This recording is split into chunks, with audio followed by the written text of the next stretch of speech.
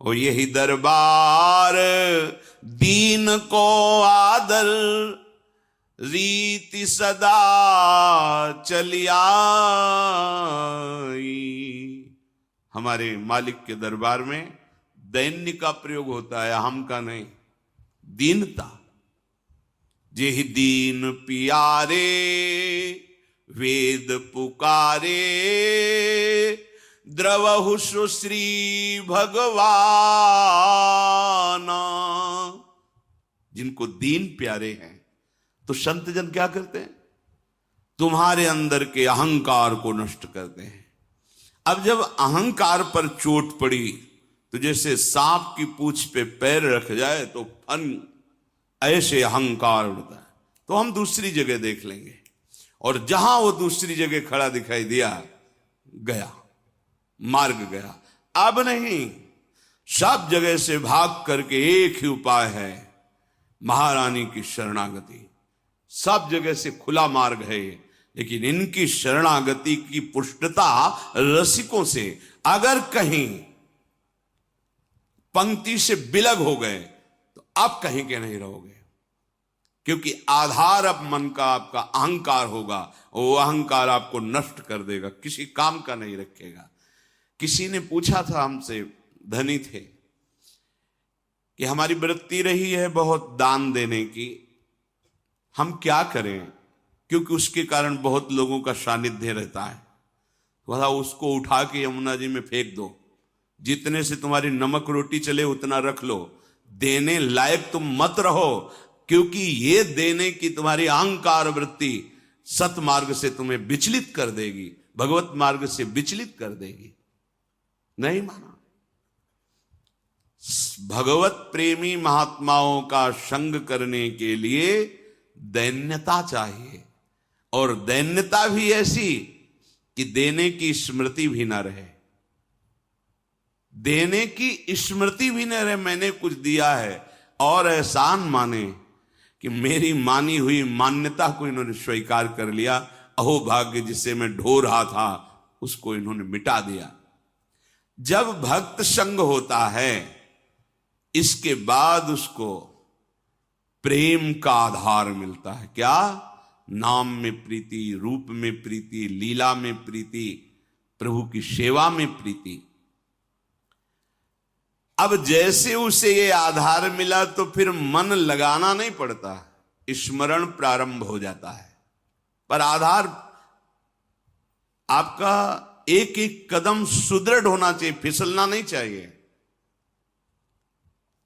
जो तुम्हारे अनुकूल बर्ताव करे सदैव, तो आप निश्चित समझ लेना आपका दरबार में प्रवेश नहीं होगा। बात समझ लो हृदय से, आपका कल्याण नहीं होगा, क्योंकि जगत में यही तुम्हें मिलता रहा है, उसी से तुम्हारा मलिन अहंकार पुष्ट हुआ है। अब उसके नष्ट होने का अवसर मिला है, क्योंकि भक्त संग मिला है। एक शिष्य बनने के लिए गुरुदेव के पास गए। काफी दिन जाने पर उन्होंने हिम्मत आई और कहा, मैं आपको गुरु रूप से वरण करता हूं और आप मुझे मंत्र दीजिए। तो उनका इतने दिन के निरीक्षण में मैंने तुम्हारे अंदर क्रोध वृत्ति बहुत पाई है। आश्रम में तुम जिससे देखो झिड़कते रहते हो, तुम्हारी नाक में गुस्सा रखा है। हम मंत्र तब देंगे जब तुम इस गुस्से पर काबू कर लो। 1 वर्ष तुम्हें समय देते हैं, अपने क्रोध को काबू में करो, फिर तुम्हें हम मंत्र देंगे। 1 वर्ष तक तुम्हें कोई भी सताए, तुम्हें गुस्सा नहीं करना जी। 1 वर्ष पूरा हुआ, स्नान करके आ रहे थे, गुरुजी ने एक मेहता रानी को बुलाया और कहा, माई ये आ रहा है, तुम झाड़ू ऐसा लगाना किसी के ऊपर धूल जाए। ठीक है। वो तब तक खड़ी रही जब तक वो अजान नजदीक आए, तो रज में ऐसी झाड़ू लगाई कि पूरा रज ऊपर एकदम, तुझे दिखाई नहीं दे रहा मैं नहा के आ रहा हूं। और ऐसा बहुत बिगड़े।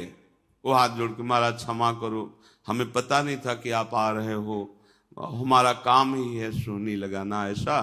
तो मारने के लिए भी अब वो गए, कहा गुरुजी 1 वर्ष हो गए। तो बोले जिसको त्यागने के लिए कहा था वो तो त्यागा नहीं। सुना अभी अभी तुम गुस्सा करके आ रहे हो मेतरानी से, जो नित्य सोनी सेवा करती हैं, पूज्य भाव रखना चाहिए। तुमने उन पर क्रोध किया और सुना कि तुमने ऐसे भी मारा नहीं, पर हाथ तुम्हारा उठ गया, अभी नहीं, जाइए 1 वर्ष और अभ्यास कीजिए। अब दूसरे वर्ष जो वो नित्य वही आश्रम की सोनी सेवा का उसका बोले, अब की बार झाड़ू मारना, धूल नहीं, नजदीक आवे तो झाड़ू ऐसे लग जाए उसके शरीर में। जो महाराज मारेगा तो नहीं, बोले नहीं, अब की बार 1-2 शिष्य आसपास रहेंगे, अगर वो गुस्सा करेगा तो उसे पकड़ लेंगे, तुम्हें मारेंगे नहीं। ठीक है महाराज। जब वो स्नान करके बड़े आनंद से आ रहे थे तो अब की धूल नहीं उड़ाई, सीधे नजदीक जाके ऐसे झाड़ू 1-2 मारी और सीधे उसके शरीर में, पैरों में ऐसे। उसने कहा कि मूर्खा, तुझे समझ में नहीं है, मेरा 1 साल पीछे बर्बाद कर दिया, फिर दूसरा मैं स्नान करके दीक्षा के लिए जा रहा था और बहुत कड़ुआ बोले, पर हाथ नहीं उठाया।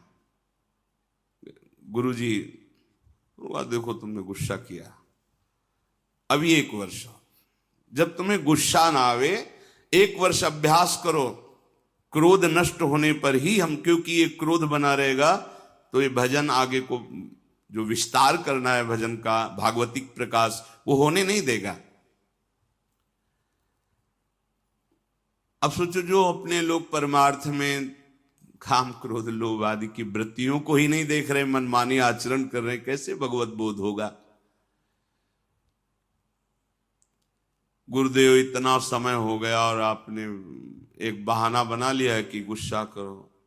बोले दोष दृष्टि करते हो, और नहीं नहीं नहीं क्षमा पर, तो 1 वर्ष और अगर भगवान नाराज हो जाए किसी कारण से तो गुरुदेव भगवान क्षमा कर दे तो भगवान कभी अपराध नहीं मानते।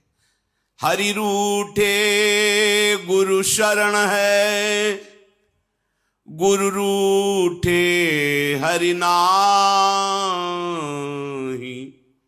यदि गुरु भगवान का हृदय संतप्त हो गया तुम्हारे आचरण से तो तुम्हें भगवान श्री हरि सहयोग नहीं करेंगे। अगर श्री हरि नाराज हो जाए और गुरुदेव भगवान का वरद हस्त है, कुछ नहीं बिगड़ने वाला। गुरुजी ने कहा कि अब तुम्हें 1 वर्ष तक पुनः अभ्यास करना है। 3रा वर्ष गंगा स्नान करके आया। गुरुदेव ने कहा आपकी बार कूड़ा भर के पूरी टोकरी रखना, जितना जूठन पत्तल सब आते उसकी खोपड़ी से डाल देना। ऐसा ही किया।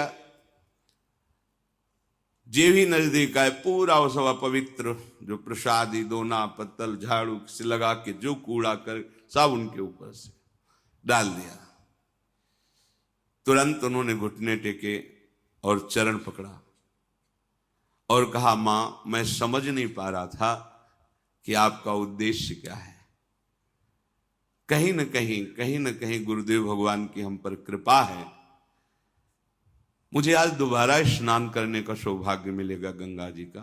लौट गए, नहा के आए, कहना नहीं पड़ा गुरु मंत्र दे दो, आओ गुरु मंत्र लो।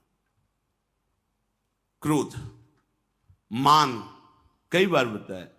लाला बाबू जी जब परम विरक्त रहते थे, एक लंगोटी लगाते, भिक्षावृत्ति से जीत, और जब श्री कृष्णदास जी से कहते कि विरक्त मंत्र और विरक्त भेष दे, और नहीं अभी आप अधिकारी नहीं, तो खोज करते कि मेरे में कौन सी ऐसी कमी रह गई जो गुरुदेव। तब ध्यान आया कि बड़े सेठ थे तो रंगनाथ जी के सेठ से उनकी लाग डांट थोड़ा ईर्ष्या चलती थी, हो सकता है ये वृत्ति अंदर हो, इसलिए शायद ऐसा। तो भिक्षुकों की लाइन में सुबह वहां खिचड़ी आदि रंगनाथ जी वो भिक्षुकों की लाइन में खड़े हो गए। किसी ने जाकर बताया कि लाला बाबू भिक्षुक बन करके खड़े, वो सेठ जी सुंदर सुंदर भोग सामग्री और अमूल्य वस्तुएं और कहा सेठ जी आप लाइन में क्यों खड़े। एकदम ईर्ष्या जो अंदर थी वो सब पानी पानी हो गई। और उनका आप आइए। ऐसा नहीं, बोले हम तो भिक्षुक हैं, बस एक मुट्ठी खिचड़ी या चावल दे दीजिए। और वापस जा ही रहे थे कि रास्ते में गुरुदेव मिल गए और कहा आज तुम्हें विरक्त मंत्र और विरक्त वेश देने की इच्छा हो गई। बड़ा सूक्ष्म भगवत मार्ग। ये देहाभिमानी, धनाभिमानी, बुद्धियाभिमानी ये उस महिमा को नहीं जानते हैं।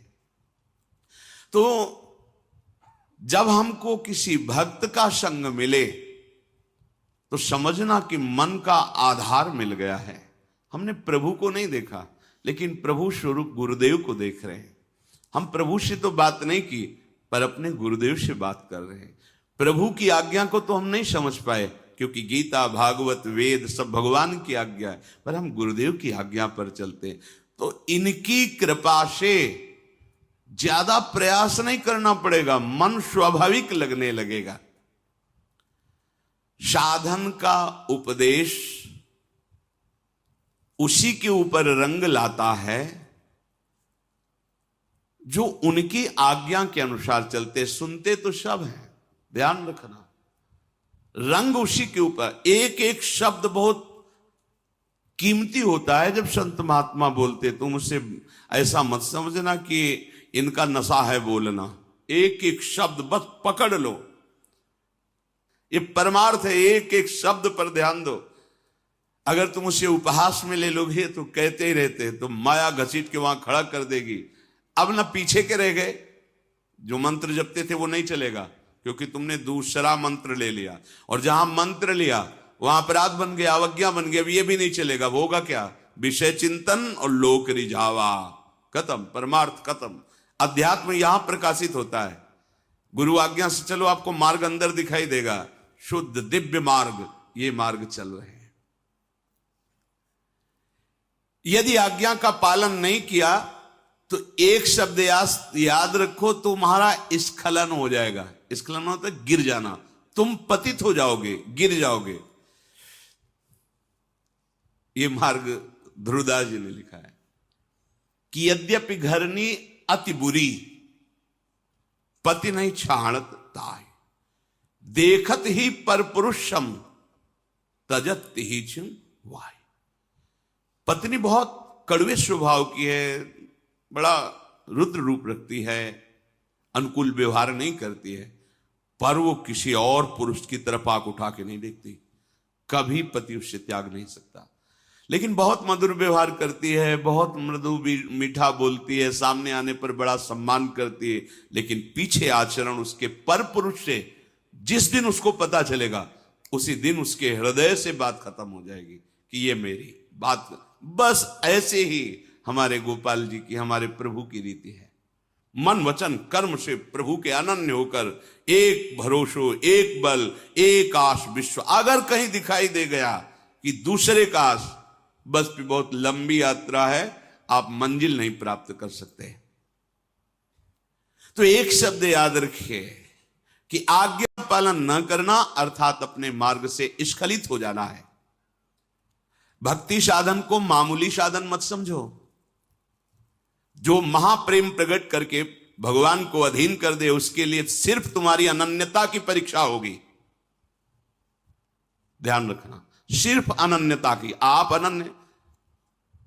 हितोत्सव की बधाई में शब्द श्री जी ने निकाला था अंदर से कि निकुंज में बधाई बट रही तो निकुंज है, यहां भी एक बधाई सुन लो। यदि इनके सिवा तुम्हारे हृदय में अन्य आश्रय नहीं हुआ तो बधाई पक्की आखिरी जन्म। तो आपको लगता है हवा में बोल गए। एक दिन टटिया स्थान के एक महापुरुष बहुत प्रसन्न थे। उन्होंने कहा आज जो आ जाएगा, जो मांगेगा वो दे देंगे। संतों की मौज होती है। बिहारी जी की ऐसी लीला एक भी व्यक्ति नहीं गया उस दिन, एक भी। और आराम से बैठे थे, सबसे कह दिया आज जो मांगेगा कोई, बिहारी जी मांगेगा बिहारी जी दे देंगे, प्रीति जो चाहेगा वो दे देंगे। गया ही चिल्लाते, जाओ तुम्हारा आखिरी जन्म। बोले हम ऐसे आचरण करेंगे कि तुम्हारी एक भी बात सत्य नहीं होने देंगे। अब फिर क्या है? अनन्यता होए अनन्य एक व्रत गाओ, बस इतनी केवल मांग है। गीता जी में देख लिए भगवान ने बहुत बार अनन्यता के लिए कहा। साधन में योग्य सद्गुरुदेव ही परमार्थ हैं। योग्य शब्द इसलिए यहां महापुरुषों की वाणी है इसलिए लगाया कि पहले गुरु संग करना, पहला ही आधार बताया गया सत्संग, कि संग से ये देखना है कि ये जो मुझे स्वीकार कर रहे हैं मेरे धन के लिए, मेरे किसी पावर के लिए या किसी स्वार्थ के लिए तो नहीं है। अगर है तो नहीं बनाना चाहिए गुरु। जज स्वामी, जब नारायण स्वामी के नाम से जो प्रसिद्ध हुए, जब उनको जज भाव से वैराग्य हुआ भगवत प्राप्ति के लिए, तो हरिद्वार गए, ऋषिकेश। वहां सब संतों के समीप चरणों में जाते और कहते मेरे पास अरबों की संपत्ति है और मुझे वैराग्य हो गया, बस सन्यास आप दे दीजिए, सारी संपत्ति ले लीजिए। तो बस सीधे उत्तर होता आप गंगा नहा के आ जाइए। वो दोबारा जाते नहीं उस आश्रम में, क्योंकि उनको यह लगता कि मेरी जज पद और मेरी संपत्ति का यहां मान हो रहा है, बात नहीं बनेगी।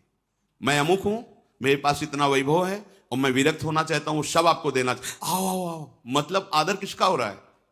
नहीं। जहां वो गए उनको तब उन्होंने विचार किया कि गुरु के बिना भगवत मार्ग नहीं, भगवत मार्ग के बिना हमारा जीवन नहीं, इसलिए प्राण त्याग देंगे।